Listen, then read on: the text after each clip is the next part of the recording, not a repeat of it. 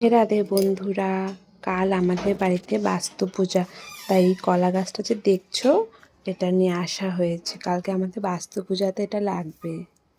পুজোর বাজার চলে আসছে, এখন এগুলাকে আমি গুছায় রাখবো কালকে পুজোর জন্য।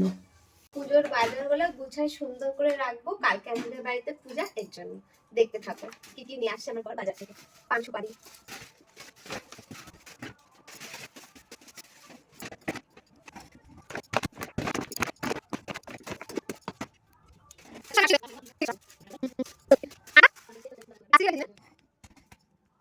ফলগুলোকে আমি গুছায় রাখলাম, ব্যাগে রাখলে যেহেতু নষ্ট হয়ে যাবে এজন্য হাওয়াতে থাক। পরে আমি লক্ষ্মণ রেখা দিয়ে দেবো যাতে পিঁপড়া আরশোলা না আসতে পারে।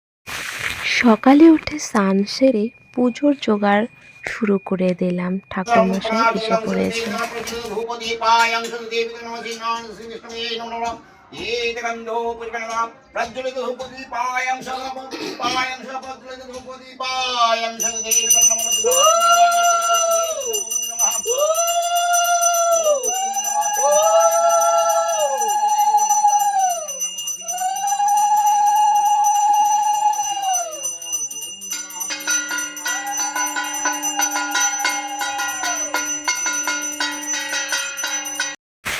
আজ আমাদের বাড়িতে বাস্তু পূজা। তার আগে ঠাকুরমশাইকে বলা হলো ঠাকুরের কাছে ভোগ নিবেদন করার জন্য।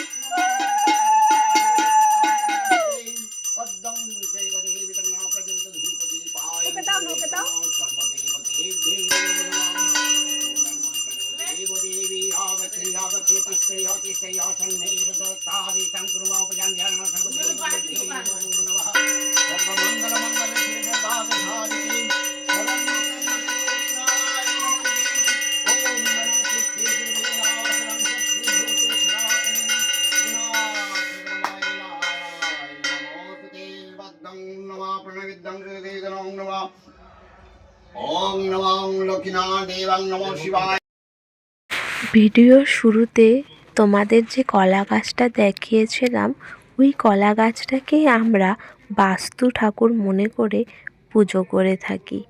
সবাই বলে কলা গাছে বাস্তুদেবের স্থান, সেজন্যই এই পুজোতে 3 রকমের পায়েস লাগে।